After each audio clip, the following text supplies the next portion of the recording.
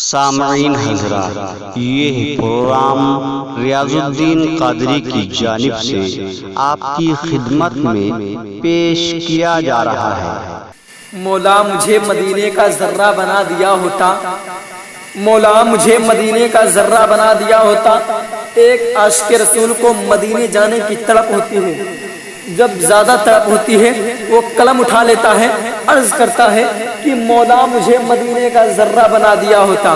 محفل پاک میں کتنے لوگ نبی کے پیروں کے ذرہ بننا چاہتے ہیں؟ اب ذرا دونوں ہاتھوں کو فضا میں لہرا کر بولے سبحان اللہ کہ مولا مجھے مدینے کا ذرہ بنا دیا ہوتا، ادھیڑ کر میری چمڑی یہ خالق اکبر نبی کے پیر کا جوتا بنا دیا ہوتا، ادھیڑ کر میری چمڑی یہ خالق اکبر نبی کے پیر کا جوتا بنا دیا ہوتا۔ اور حسن حسین میرے ساتھ کھیلتے، حسن حسین میرے ساتھ کھیلتے، مجھے ان کا کھلونا بنا دیا ہوتا۔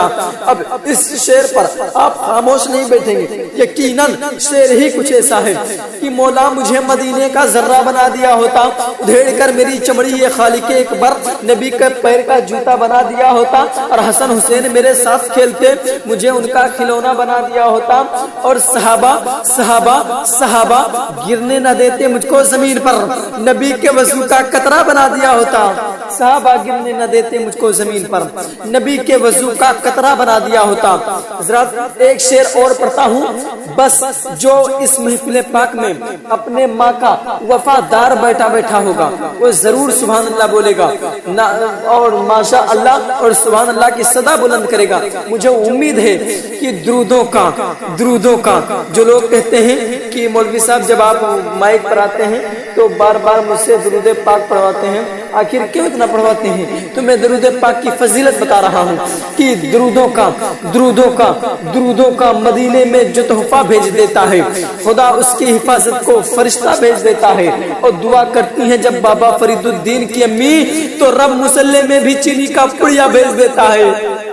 دعا کرتی ہیں جب بابا فرید الدین کی امی تو رب مسلح میں بھی چینی کا پڑیا بھیج دیتا ہے۔ اب جو محفل پاک میں اپنے باپ کا ماں کا وفادار بیٹھا ہوگا وہ ضرور سبحان اللہ بولے گا کہ دعا کرتی ہیں جب بابا فرید الدین کی امی تو رب مسلح میں بھی چینی کا پڑیا بھیج دیتا ہے۔ اور دعا کرتی ہیں جب بابا فرید الدین کی امی تو رب مسلح میں بھی چینی کا پڑیا بھیج دیتا ہے۔ اور خدا دیتا ہے برکت ایسے بیٹے کی کمائی میں جو اپنے ماں اور باپ کو مدینہ بھیج دیتا ہے۔ خدا دیتا ہے برکت ایسے بیٹے کی کمائی میں جو اپنے ماں اور باپ کو مدینہ بھیج دیتا ہے۔ حضرات آپ اپنی نگاہوں سے دیکھ رہے ہیں کہ ممبر رسول پر بڑے بڑے خطیب بڑے بڑے شعراء تشریف فرما ہیں، ان کے چہرے کی زیارت کیجئے اور ثواب دارین حاصل کریں۔ حضرات اب جو آپ دیکھ رہے ہیں کہ ابھی حضرت نے جب یہ نعت پڑھ رہے تھے تو ایسا محسوس ہوتا تھا کہ ہم کہیں بہرائچ شریف میں نہیں بیٹھے ہیں بلکہ مدینے کی چھاؤں میں بیٹھے ہیں۔ ارے مچل کے بولو سبحان اللہ یار، جب مدینے کی بات آ جائے تو ہم لوگوں کو خاموش نہیں بیٹھنا ہے۔ اب ایک شعر اور پڑھتا ہوں کہ اور جو اعلیٰ حضرت سے محبت رکھتا ہے وہ اس شعر پر ضرور سبحان اللہ بولے گا، خاموش نہیں بیٹھے گا۔ جس کے دل میں محبت کی سجاوٹ نہیں ہوتی، جس کے دل میں محبت کی سجاوٹ نہیں ہوتی، بے شک وہاں رحمت کی آہٹ نہیں ہوتی۔ اور بے خوف لکھا کرتے ہیں حق بات وہاں پر فتوے میں بریلی کے ملاوٹ نہیں ہوتی۔ حق بات لکھا کرتے ہیں بے خوف سے، بے خوف لکھا کرتے ہیں حق بات وہاں پر فتوے میں بریلی کے ملاوٹ نہیں ہوتی۔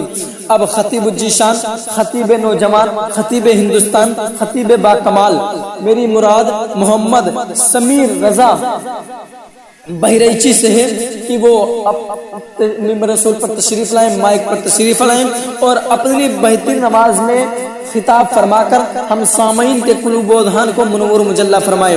حضرت یہ ایسے خطیب ہیں کہ کہیں اور کا خطاب نہیں کرتے ہیں، جیسے وہ لوگ چٹکیاں بھی اور چٹکلے بھی اور جوک بھی مارتے رہتے ہیں، مگر یہ ایسے خطیب ہیں جو حدیث و قرآن کے روشنی میں خطاب کیا کرتے ہیں اور پورے ملک ہندوستان میں اپنا سکہ راضی وقت چلا رکھتے ہیں۔ تو حضرت آئیے حضرت کا خطاب سنیں اور حضرت کا استقبال ان 4 مصروں کے اندر کر رہا ہوں۔ بس یہی 4 شعر پڑھتا ہوں، حضرت تشریف لائیں گے اور آپ محبت کے ساتھ ان کا خطاب سنیں گے کہ وہ بے مثال ہیں، ان کی کوئی مثال نہیں، کٹے ہیں بازو مگر حوصلے نڈھال نہیں، ابھی سے بھاگ اٹھی یزید کی کیوں فوجیں، ابھی تو چہرے عباس پہ جلال نہیں، اور حسین والے لٹاتے ہیں جتنے ایک دن میں، کسی یزیدی خزانے میں اتنا مال نہیں، حسین والے لٹاتے ہیں جتنے ایک دن میں، کسی یزیدی خزانے میں اتنا مال نہیں، حسین والے لٹاتے ہیں جتنے ایک دن میں، کسی یزیدی خزانے